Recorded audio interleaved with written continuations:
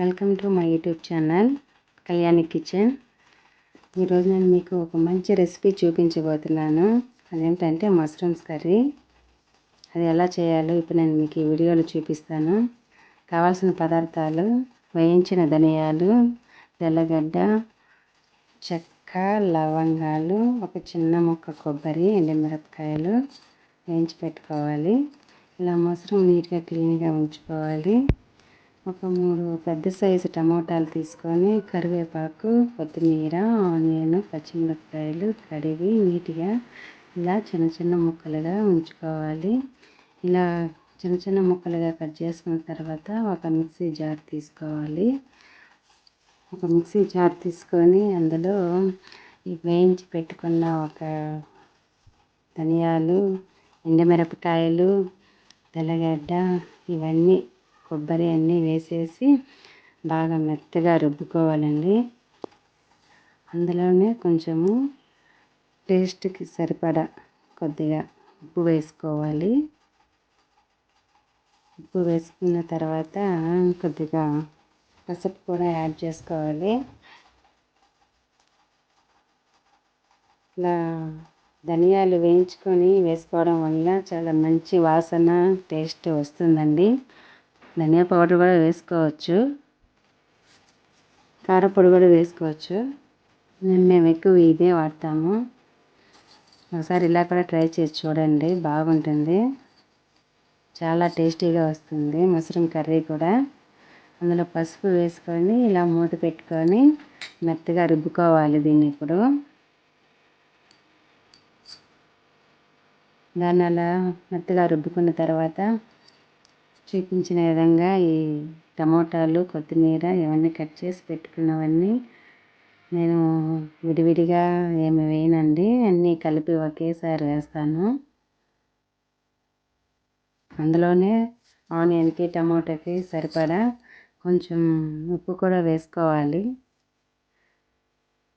టేస్ట్కి తగినంత ఉప్పు వేసుకొని స్టవ్ వెలిగించి నేను కుక్కర్ అయితే పెట్టుకున్నానండి.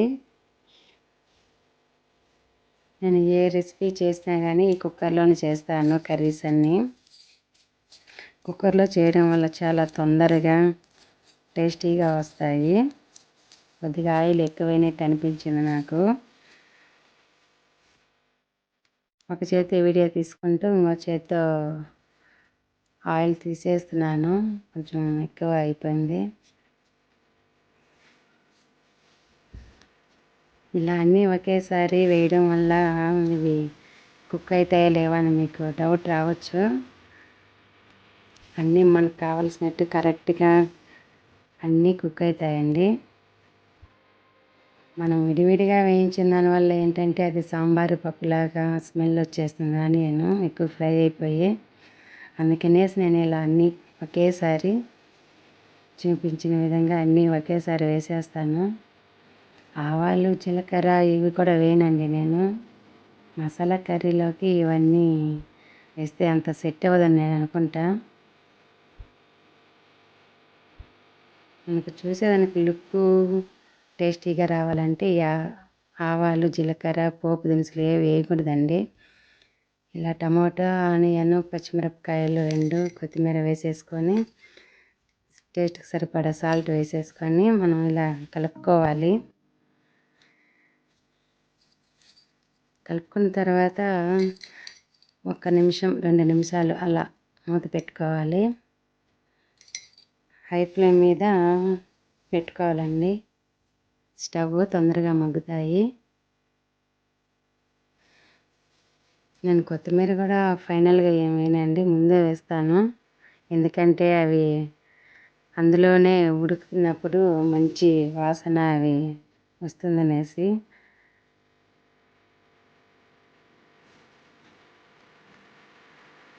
ఇప్పుడు ఒకసారి మూత తీసి చూద్దాము. అవి కొంచెం మెత్తబడినట్టు అనిపించింది. అప్పుడప్పుడు కలబెట్టుకుంటూ ఉండాలి. చూసారా, మెత్తగా కుక్ అయిపోయాయి.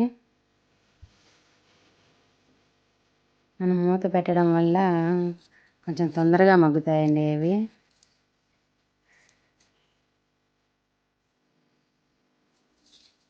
నేను అవి మగ్గే గ్యాప్లో మసాలా ఏదైతే నేను జార్లో చూపించానో ధనియాలు, మిరపకాయలు, కొబ్బరి అవి బాగా మెత్తగా రుబ్బుకొని ఆ మసాలా వేసేసాను.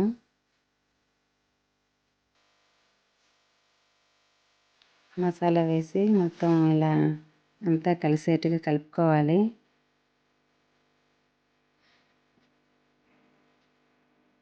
ఇది మనకు బాగా మసాలా ఫ్రై అవ్వాలండి. ఇలా బాగా వేయించుకోవాలి. వాటర్ అంతా తేమ ఏమి ఉండకూడదు. పైకి ఆయిల్ రావాలి. అప్పుడు మనకు మసాలా బాగా వేగినట్టు. అందుకే 1 నిమిషం 2 నిమిషాల పాటు మళ్ళా మూత పెట్టి అలా ఉంచేసాను. 2 నిమిషాల తర్వాత చూస్తే ఇలా చూడండి, తేమ ఏమీ లేదు, మొత్తం ఆవిరైపోయింది. ఇలా ఆయిల్ బయటకు వచ్చిందంటే మనకు మసాలా వేగిందని. ఇంకప్పుడు మనం ఈ గ్యాప్లో నేను మష్రూమ్ కూడా కట్ చేసి పెట్టుకున్నాను.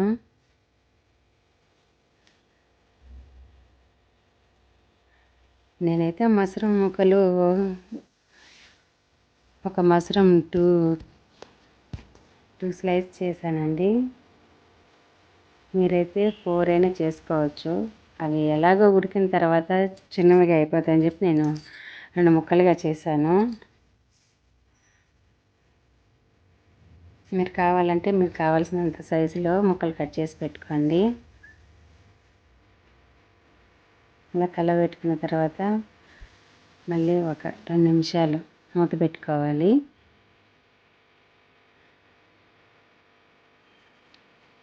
పక్కన రైస్ కూడా పెట్టాను. లేట్ అయిపోతుంది అనేసి టైం అయింది. అప్పటికే 1 గంట అయిపోయింది.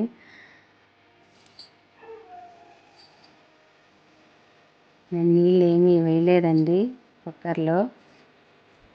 నాకు మష్రూమ్లోనే వాటర్ కంటెంట్ ఉంది కాబట్టి మనం ఫస్ట్లోనే వేసుకోకూడదు. చూసారా ఎన్ని వాటర్ వచ్చాయో. మనం వీటిని బట్టి చూసుకొని వేసుకోవాలి. మనకి గ్రేవీగా కావాలా, థిక్నెస్గా కావాలా అనేది చూసుకొని వేసుకోవాలి.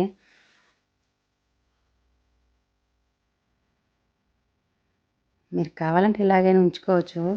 ఇంకా ఒక 15 నిమిషాలు అలా ఉడకబెట్టుకొని, నాకైతే ఇంకా కొంచెం గ్రేవీ కావాలనుకున్నాను. అందుకే ఆ మిక్సీ జార్లో చిన్న గ్లాస్ నిండా వాటర్ వేసుకున్నాను.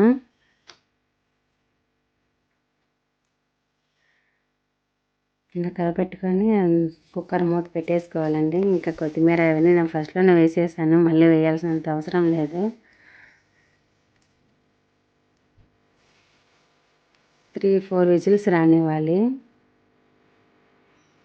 ఏమి మష్రూమ్ ఎక్కువ మెత్తగా ఉడికిపోదండి. మనకు కరెక్ట్గా కావాల్సినంత ఎలా కావాలో అంతగా ఉడుకుతుంది. ఇక్కడ సైడ్ స్నాక్స్ కోసం బఠానీని నానబెట్టాను నైట్. ఈవినింగ్ స్నాక్స్ ఉంటాయి కదా అనేసి. పిల్లలు ఇలాంటివి తింటే మంచిది అనేసి వారానికి 2-3 సార్లు అలా చేసి ఇస్తాను.